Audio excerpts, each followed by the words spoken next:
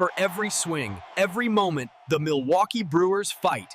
It's not just about hitting the ball, it's about leaving a legacy. Hello, Brew Crew, and welcome back to Brewers Fan Central. This is the place where you get the deepest analysis, the most detailed insights, and the hottest news about our Milwaukee Brewers. Before we dive into what is, frankly, unsettling news about the future of our rotation, I need to ask you a favor.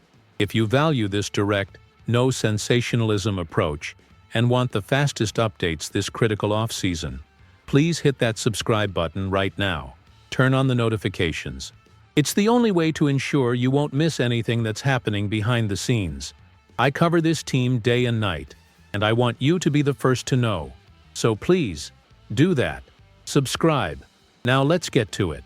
I know, the elimination still stings. Getting swept by the Dodgers in the NLCS, when we had a team that I firmly believe was capable of winning the World Series, is a tough pill to swallow. The silence at Dodger Stadium after that Game 4 was deafening for us.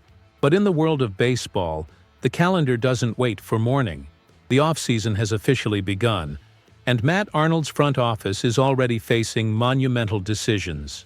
What I am hearing, and what my sources around the league are beginning to signal, is that the pillar of our 2025 success, our pitching staff, is in a much more precarious situation than we might have thought. We're all aware of the big question marks. What happens with Brandon Woodruff in free agency?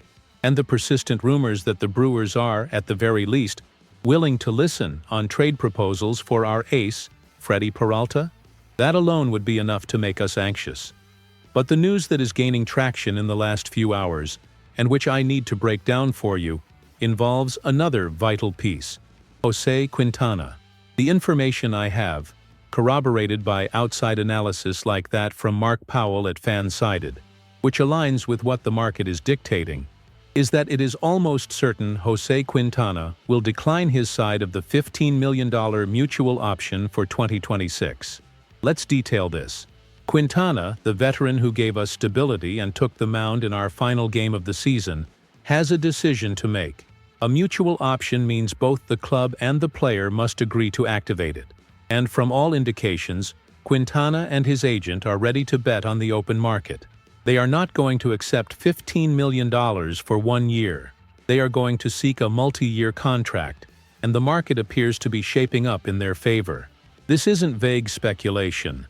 It's a strategic reading of the current landscape, and it puts the Brewers in a very delicate position. Let's analyze why this decision is so likely and what it means for us, the Brew Crew. Why would Quintana turn down a guaranteed $15 million? The answer is twofold, and this is where the strategic analysis comes in. First, the starting pitching market this offseason is considered by many executives to be surprisingly weak. There isn't a large volume of aces available.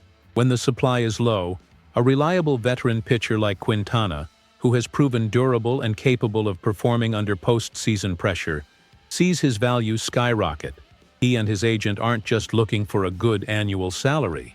They are seeking security. My assessment is that they will be looking for a 2, perhaps even 3-year deal, securing his future. Second point, and perhaps the most critical, the impending collective bargaining agreement, CBA negotiation, and the real threat of a 2026 lockout. If I'm a veteran player like Quintana, I want my last big contract signed and guaranteed before that uncertainty sets in. It's a simple risk calculation. Decline $15 million now to seek something in the $30 or $40 million guaranteed range in total. It's a smart move on his part. Now, the impact for the Brewers. The Brewers' way of operating, which we know so well, is based on cost efficiency. Matt Arnold might look at that $15 million and think that money is better spent elsewhere, perhaps trusting a young arm like Quinn Priester to step into that rotation spot for a fraction of the cost. But here is the danger, and it's my biggest fear this offseason: the domino effect. Let's paint the worst-case scenario, which is now frighteningly plausible. Scenario 1. You trade Freddie Peralta for prospects, weakening the 2026 rotation. Scenario 2. You lose Brandon Woodruff in free agency. Scenario 3. Now you also lose Jose Quintana. suddenly we haven't lost one piece. We have decimated the core of our greatest strength. This team, with Contreras, Chourio, Frelick, and Turang, is built to win now. The World Series window is wide open. You cannot ask a young, talented core to wait 1 or 2 years for a new rotation to be built. It would be a colossal waste of talent. My final analysis on this: Quintana's departure to free agency seems to be the most likely outcome. This puts immediate and immense pressure on the front office. They cannot afford to lose all three: Peralta, Woodruff, and Quintana. If Peralta is traded, it becomes absolutely imperative that they re-sign Woodruff, or, at minimum, aggressively enter the bidding to bring Quintana back, even if it's on a multi-year deal. The Brewers must be a top contender to keep their own guys. Now, I want to hear from you, Brew Crew. This is my analysis based on what I'm hearing. What is your take? Should the Brewers break their pattern and pay what it takes to keep Quintana, even on a multi-year contract? Or do you trust the next generation of arms to fill that gap? Leave your strategic opinions in the comments below. I will continue to monitor every move this offseason. My commitment is to bring you the information first and analyze it fairly. To ensure you get every free agency update, trade rumor, and in-depth breakdown, make sure you are subscribed to Brewers Fan Central. I'll see you in the next video.